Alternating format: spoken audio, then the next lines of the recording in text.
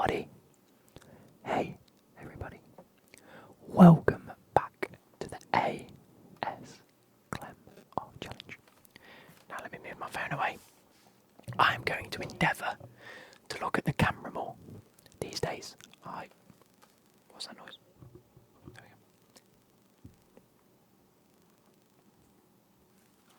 go. You know what? I think it might be my headphones.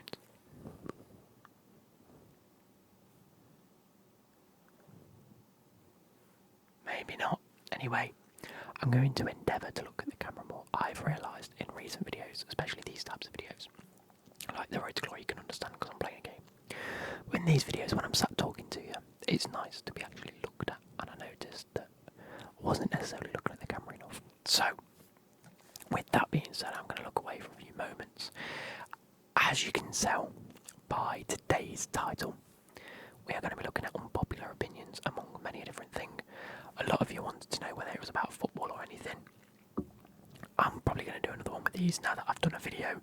You guys can leave all of your unpopular opinions in the comments. I want to see absolutely everything, whether it's football related, food related, life related, sex related, whatever. Drop it down below and we will discuss it, and I'll pick some of the best ones and we'll talk about it. So, I've got my Pepsi as per usual. I've noticed I look knackered. I don't feel tired. I just look withered. I mean, my hair's pretty greasy and I've had a weird day at work. I put my coat on this morning when I got to work because I have to work with my coat on. And it was like damp and it's just been, and I hate it, and it's made me like a little bit wet, a little bit sweaty, like, I don't know if you can tell. No, I had my jumper on underneath, and I just had like wet elbow patches, and it was so weird, and I was like, why are my elbows wet? Anyway, I've got ones from Twitter, a load of, well, if your name's Novelin's back up, you sent me about 8, we'll go through them anyway, and then I'm going to quickly nip onto my community tab. No, there we go, community tab, where I've got 6 comments on there. And we'll talk through some of them. Okay, so number 1, and it is a good topic to start off with because it's been asked on Twitter and it's about football. So, first one from Novelin's back up, anyway, is TikTok and Twitter ruining football? He believes TikTok and Twitter is ruining football. Now, I am inclined to agree with yourself, but there are other points to it, there are other facets to it. Number one is that, yes, I do believe it's ruining, because the whole point of Twitter is it's a very opinionated and reactionary site. It reacts to the latest news. It requires little to no research, or it's just full of opinions. And so I can believe that it is ruining football, but it's only ruining football if you are also partaking in football Twitter. Now, I tend to try and stay away from it. I am happy to say that I also do post a lot about football when the Chelsea games are on. I am very reactionary. I tweet my opinions. But that's more a case of it allows us to discuss whilst we're watching the match a few things. And to have a bit of a debate about things and whether things are offside, and it's cool. But I'll probably have in the back, why is it making that noise? Anyway, what do you want? What do you want?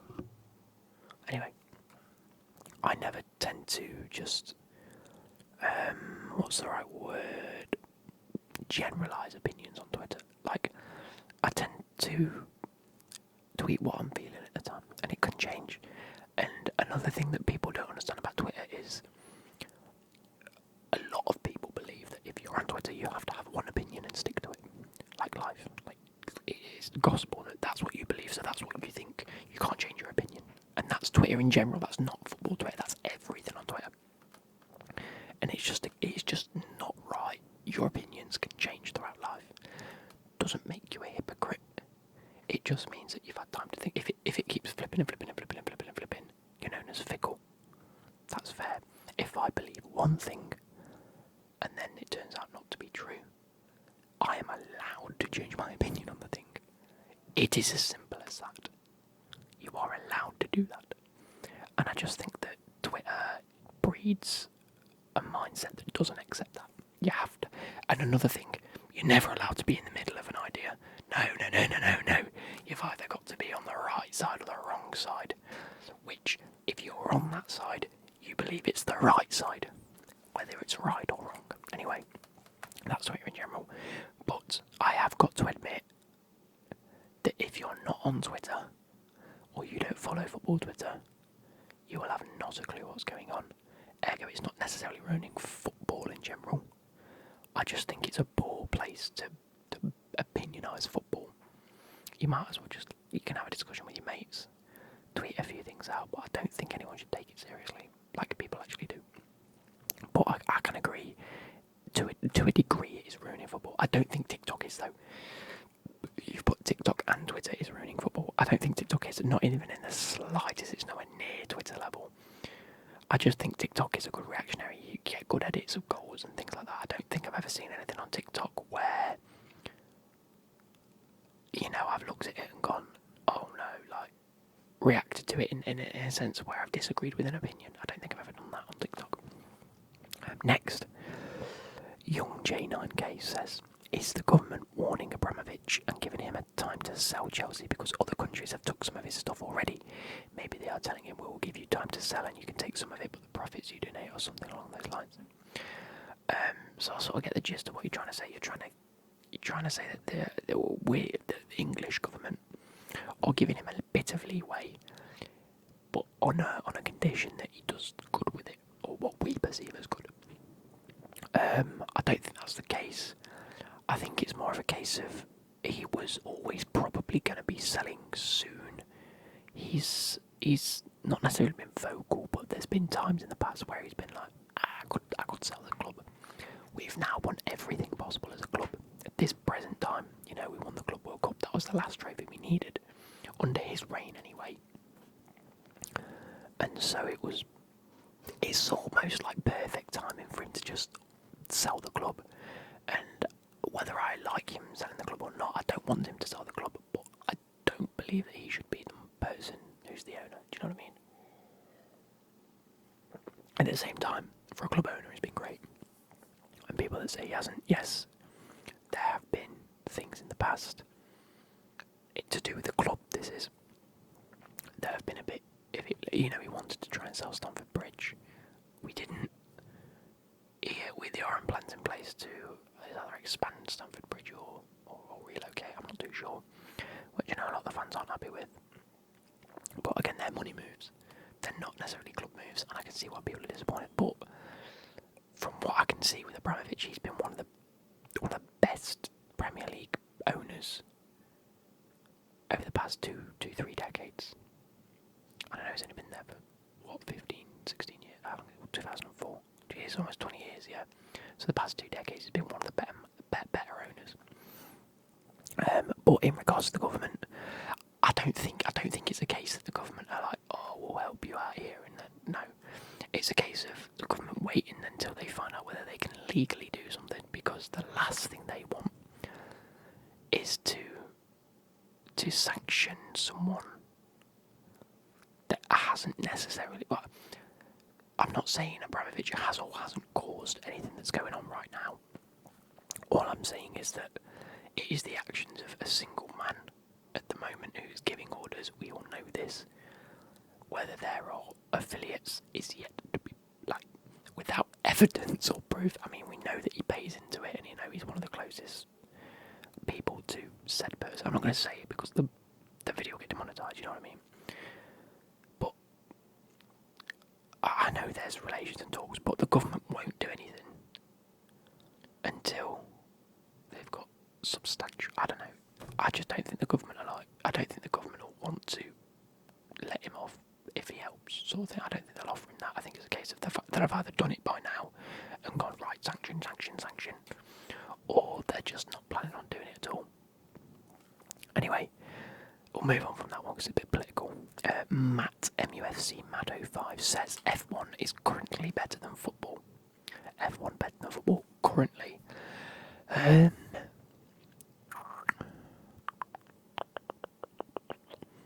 of this moment in time, no, because the F1's not on.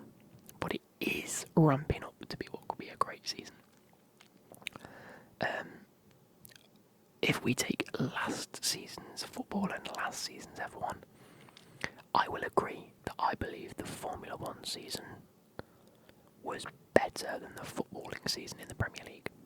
I'll agree to that because I believe that the last season's F1 was phenomenal for entertainment. It was arguably, I don't think we'll ever see a season better than what we saw, because I don't think we'll have the jeopardy. I don't think we'll have the battles that we had, because not only was there Lewis Verstappen at the end of the season, we also saw the likes of 2 or 3, maybe 4 drivers coming to the end of their career, or that are coming to the end of their career. I know, was it Raikkonen that left?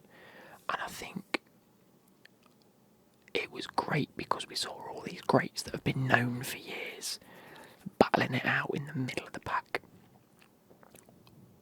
We had jeopardy throughout the whole season. We had so many events, like key events that unfolded like a story. We had Hamilton and Verstappen on top of each other at one point. Like, literally, their cars were on top of each other. Mental. We had Lando this close to doing the best he's ever done, and he spun at the last corner, and then he had his engine meltdown, and then it all just went. Bro, we had Russell get into the top 10 and he cried, and now he's got that Mercedes contract. It's a season that's just like, if you had to create a storyline for each individual person in that grid, it could not have gone better. You had the 2 best drivers in the world competing for that top spot, and it came down to the last lap. Not the last race, not the last couple of races, not the last 10 laps, not halfway through. The last lap of the whole season determined who won it. That's the Aguero moment. And we haven't seen that in football for a while. So yes, last season, football wasn't as good as the F1 season, in my opinion anyway. So I'll agree with that, and I don't necessarily think that'll be unpopular, because we saw Man City run away with the title. And there was not a lot of battling it out in the end. This season, however, I can see it being a bit of a battle between Liverpool and Man City. If they keep winning, there's only going to be 3 points in it towards the end of the season, and we could see some bowl jobs, I'm not going to lie. Next we have, I'm going to skip that one. The Champions League needs to be changed. This is another one from Lower Lines back up. The group stages are so boring. I don't think so, personally. I think the Champions League works because that's how it works. I mean, it is being changed, isn't it? We've got the new Champions League format coming out. Is it next season or the season after? I don't know how to think about it. At all. We will see if this new thing's better. I think it's actually going to make it less competitive, if I'm being honest. We're just going to see the top teams battling out. It's going to be the same. We're going to see a bigger group. And unless there's... the thing is, the beauty of things like the FA Cup and the Champions League and the knockouts for any sort of competition is there's always that slim chance, the slimmest of chance, for one of the most ridiculous teams to get far. Like Sheriff did relatively well. It's either this season or last season. They beat Real Madrid and things like that, and it was like, wow, it's a spectacle, you know. We had Ajax getting as far as they did. I think it was like quarters or semi-finals, was it something ridiculous? Which is fair enough for Ajax. Like, it's not the most like ridiculous thing that they could have done. But at the same time, it's Ajax against like the likes of Bayern Munich's. They're not up here. They're sort of here, but they were competing with up here, and it's the jeopardy of that. I think with the new league sort of format for the group stages, we're just going to see these teams like the Sheriffs and the random teams that will nick a point every so often. Nicking a point in a group stage is outrageously good because it gets you that little foothold, gets you above maybe one or two others. I think if you get a point in 2 or 3 games in this league system, it's not going to make a fucking difference. It's really not. It's just not. So I don't know. I'm not too sure how to think about it, but I prefer to see how it is. Maybe just change once every year, like alternate years. Have it different, maybe. There's 2 here. An unpopular opinion have actually tweeted me. This is mental. Nuclear energy is cleaner than many alternatives. If I'm being totally honest, I'm not clued up. I do believe that nuclear energy is actually relatively clean energy. From what I can remember, it's just not very. It's not very stable, and it's like risk versus reward, isn't it? You could have petrol is very low risk. It's a risk because of the mining of it and the price. You know what I mean? There's the normal risk that we've got currently with coal and fossil fuels and things like that. But the reward is we get a normal amount of energy and electricity, right? Wind and solar, the risk is a lot lower, which is fair enough. We're not polluting the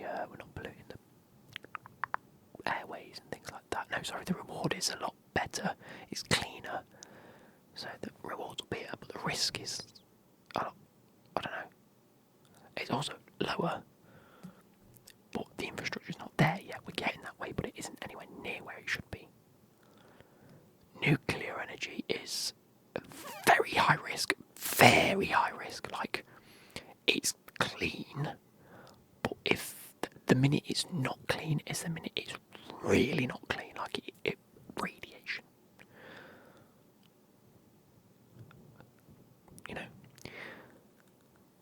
But the reward is absolutely phenomenal. You could power so much with it. But again, I don't think it's the way forward.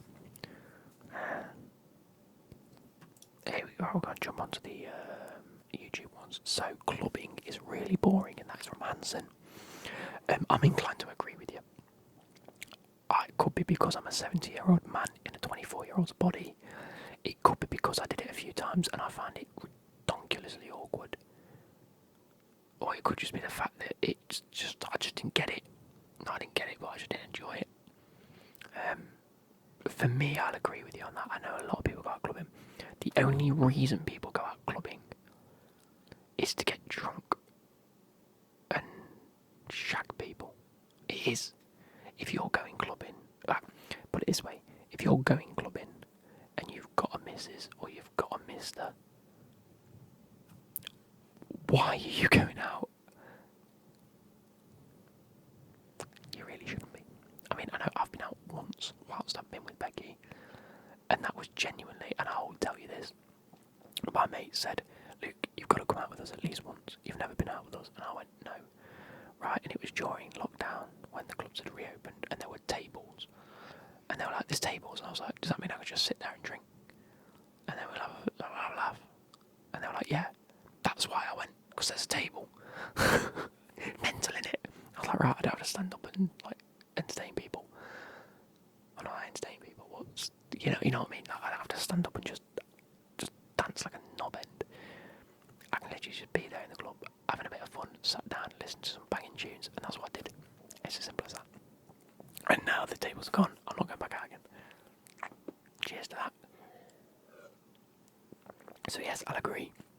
But I will say this, and it was proven.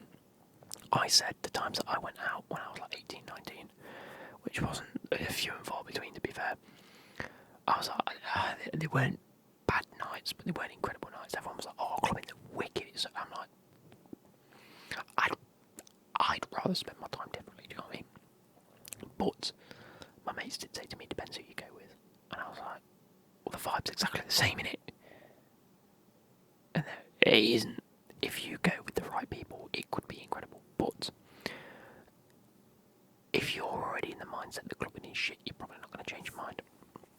Anyway, Ben X23 says, bro Bruno Fernandes is overhated, and pineapple belongs on FIFA. Pineapple belongs on pizza. Doesn't belong on FIFA at all. Number one, Bruno Fernandes is overhated. Yes, I'll agree. I think that he picks up so much slack when he really shouldn't. But it's also because he is overloved.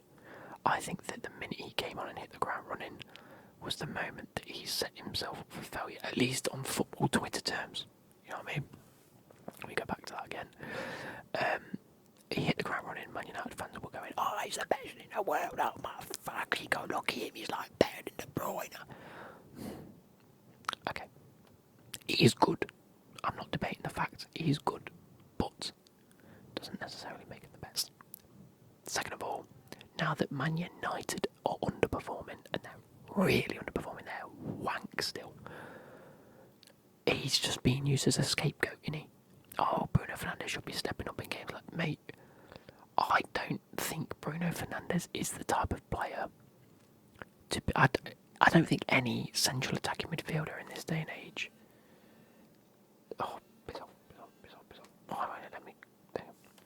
I don't think any central attacking midfield player in this day and age is a player that steps up and drags a team forward. They're just not. They're there to be like the playmaker, the utility player that everybody can use to create chances. Right? With De Bruyne, he's in an incredible Man City squad. We already know he's phenomenal. I'm not saying he's not phenomenal, by the way. That's not what I'm saying with this. All I'm saying is that he's in an incredible team, so that when he does provide chances, their laptop or other players around him can then feed into him, and the levels go up. Right? I can't entirely remember what I was saying because my dad rang and I had to go sort something out. But yeah, I think I was saying like the levels of all the players around him raise it up completely because it feeds into what he's good at. Bruno Fernandes is very similar, but he's surrounded by a bunch of fucking muppets, isn't he? Isn't he? You've got Ronaldo that's not doing much because he just refuses to work hard. Well, that's a poor statement because he's probably the hardest worker. But in a game, he's just so frustrating to watch. Sancho's been good recently, but you know, Rashford's been on a poor run of form. Who they even got on the right nowadays? I don't know. Elanga's been playing alright, to be fair.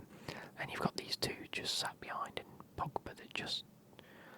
He needed to have been sold 5 seasons ago, like come on. He's the same Pogba everyone was complaining about 4 seasons ago, saying that he's a world-class player. He's just playing poorly. Not being funny, he should be 82 rated on FIFA. That's my unpopular opinion. He should be 82 rated. He isn't fucking good at all, is he? Jorginho, Kovacic, Kante, Mount are all better than Pogba. I think Sal's probably been better than Pogba this season. Anyway. But yeah, Bruno Fernandes is overhated because they're not playing into his strengths. And pineapple belongs on pizza. Just getting the bit, mate. Pineapple does not belong on pizza at all. It is vile. We're going to do a few more. Ketchup. This is from Cheese on Toast. Ketchup and all types of sauces, for that matter, are absolutely disgusting. You need putting in a bin, mate. Sauces are great. Condiments are incredible. For when you dip things into them and you eat, it adds an extra element. It adds an extra texture to burgers and things like that. But I'm not a fan of these people. Say you've got your chip, you've got your sauce. I go like that, dab, dab, dab. Oh, yeah. I'm not a fan of these people that go and just drench every bit of food in sauce. What are you doing? What are you doing that for? You might as well just put slop on a plate, cover it in whatever sauce you're eating, and you'll probably like it. What are you doing? It's there as a little bit of extra, not... Do you know what I mean? So yes, I can understand it. Although he said dips like guacamole, though. Guacamole, I said that's so posh. Dips like guacamole don't count though. Fair enough. I mean, I don't like it either. But Sammy says Harry Kane is the best passer of the ball in the world. It's debatable, but he is up there. Some of the passes recently have been absolutely phenomenal. Like his assist to Son was outrageous. So yeah, I think we're probably going to leave it there. It's been about 25-30 minutes, hasn't it? I hope you guys have enjoyed. Is there any more on Twitter that I've missed? This one that just says Slow Tie is underrated. I would like to get into that, but I haven't listened to enough Slow Tie to understand whether he is or isn't. I could just say yes, and everyone will be like, no shit. So yeah, again, that is more just musical preference than anything. It's not necessarily it is an opinion, but it's more just based on who each of us like. So I also think that RD is completely overhated, by the way, just because he whacks his songs on TikTok. That's genius. It's not a stupid idiot, is he? He goes, right, let's make a banger of a song, and they are bangers of songs. His songs slap, his verses are good. And he goes, right, let's whack that on TikTok, and everyone goes, hey, this is sick. And then when he actually releases an album like he is doing, people are like, oh my god, he's just some shitty little fucking wannabe hate. And like, no, he's put time and effort into this. Just because he bangs on TikTok doesn't mean he's any worse than if he didn't bang on TikTok and you found him, you'd be raving. You'd be like, oh, look at this up and coming rapper. Get out of it. Ardy, you know what I mean? So, I hope you guys have